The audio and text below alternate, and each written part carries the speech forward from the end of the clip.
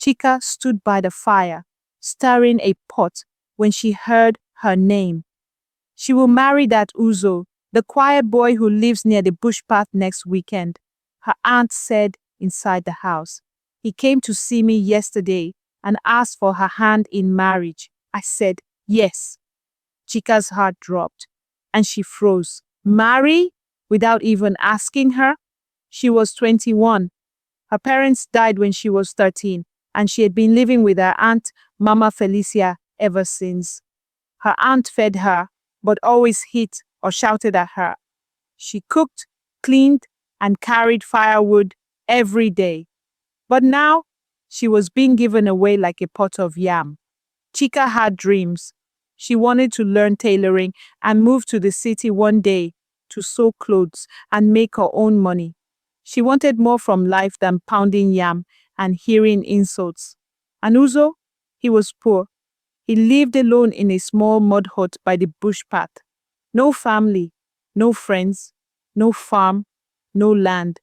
People laughed at him, called him names. But Chika didn't laugh. One day at the market, Uzo dropped his bread and boys started mocking him. Chika walked over, helped him pick it up and said, "Don't mind them." Uzo had looked at her like no one ever had. He had thanked her gently and walked away. That night, her aunt pointed a broom at her and shouted, "You marry him or you leave this house tonight." Chika sat outside, her heart breaking. She didn't hate Uzo. He had always been kind. But what about her dreams? She looked up at the stars and whispered, "God, please, don't forget me." Then came the wedding day. There were no drums, no rice, no dancing, just an old stool under a tree, a church elder, and Chika in a wrapper too big for her, standing beside Uzo in his cleanest shirt. Her cousins giggled behind the tree. "Look at her, bride of a beggar." But Uzo stood tall and quiet. When the elder asked if he wanted Chika, Uzo looked at her with gentle eyes and said, "Yes, she is kind." When it was Chika's turn, she paused and said, "Yes." Not because she was excited, but because he had never been cruel to her. After the ceremony, Uzo walked her home. His house was small, just one mat, one pot, and a wooden bench. No cupboard, no chair, no clock. "You can sleep inside," he said. "I'll rest outside." But Chika looked at him and said, "Let's share the mat. It's our home now." That night, she didn't cry. Not because she has everything, but because for the first time in a long time, no one was shouting at her or mocking her. She finally felt safe. Days passed. Chika woke early to sweep and fetch water. Uzo always beat her to it. "Rest today," he would say. One morning, she found a new wrapper, folded neatly on the stool.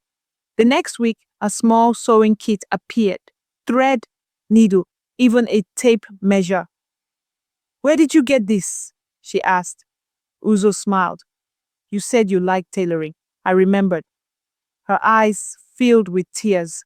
But Uzo was a mystery. He left early and came back with things they couldn't afford. Bread, soap, even canned milk. "How do you pay for all this?" she asked one day. He looked at her and said, "Some jobs I do. They pay well." She didn't understand, but she didn't push, because Uzo never asked her for anything. And somehow, he always made sure she had enough. One evening, Chika fell sick.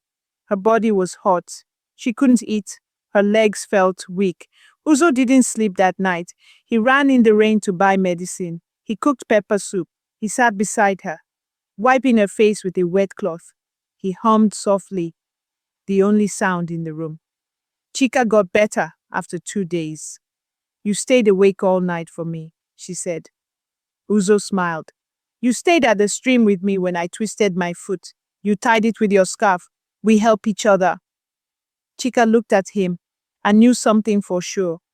This man didn't have gold, but his heart, it was rich. It happened on a bright Sunday. a black car drove into the village. Clean, shiny, expensive. Children ran behind it. Everyone came out to look. Then Uzo stepped out, but not in slippers. He wore polished shoes, a neat shirt, and dark trousers. His beard was trimmed. His face glowed. The crowd gasped. Chika stood by the fire, her heart racing. Uzo walked straight to her and took her hand. "My name is Uzoamaka Okoye," he said. "I'm not poor. I own land, houses, and a company. I left everything behind because I wanted someone to love me without knowing." He turned to the village. Chika was kind when no one else was. She didn't laugh at me. She stayed when she knew I had nothing. She loved me for real. She helped me. And now I want to help her become everything she dreamed of. Chika covered her mouth. Then he brought out a small ring. "Will you marry me again, this time knowing the truth?" Chika couldn't speak. She just hugged him tight. Uzo smiled. "You still want to be a tailor?" She nodded. "Then let's build your shop." Weeks passed. Chika now had her own sewing machines, her own shop. Uzo built it near the market and bought her fabric from the city. Every morning, she opened her shop with a smile. She no longer walked with her head down. She walked with joy. One afternoon, her aunt, Mama Felicia, came to the shop. She stood in the corner, holding a scarf with both hands.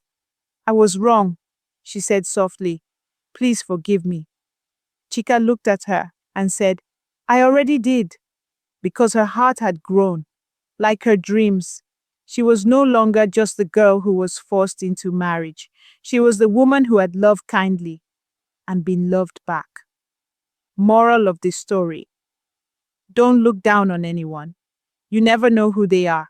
And never stop being kind, because love, when it is real, will always find its way home. If this story touched your heart, please like, subscribe, and share. There are still many Chikas in the world waiting to be seen and chosen for the right reasons.